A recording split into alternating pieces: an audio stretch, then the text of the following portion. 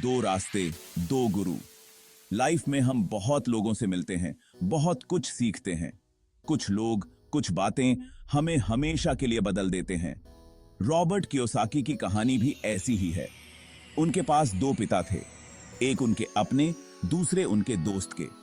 दोनों ने उन्हें अलग अलग रास्ते दिखाए, अलग अलग सीख दी। गरीब पिता ईमानदारी और मेहनत।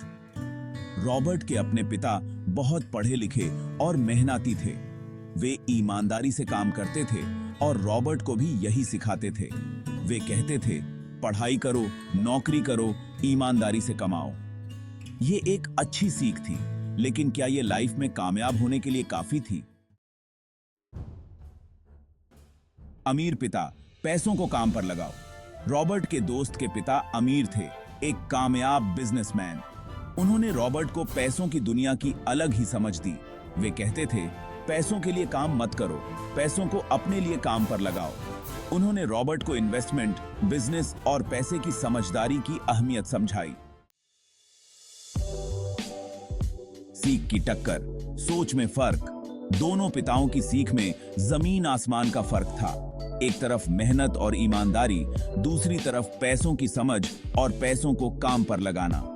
दोनों ही बातें जरूरी थीं, लेकिन कामयाबी के लिए सिर्फ मेहनत काफी नहीं थी।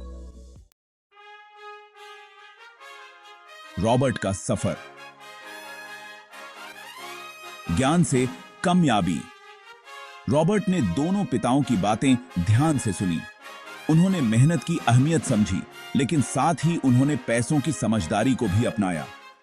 उन्होंने इन्वेस्टमेंट किया, बिजनेस शुरू किया और अपनी मेहनत से कमाए पैसों को अपने लिए काम पर लगाया। यही ज्ञान उन्हें कामयाबी की राह पर ले गया।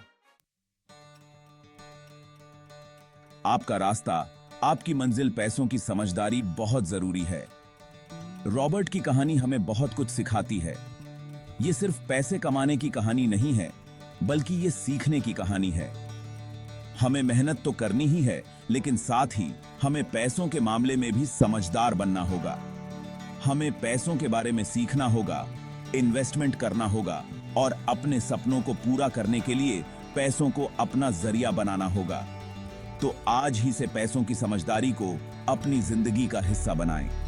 खुद को पैसों के मामले में मजबूत बनाएं और अपने सपनों को हकीकत में बदलें।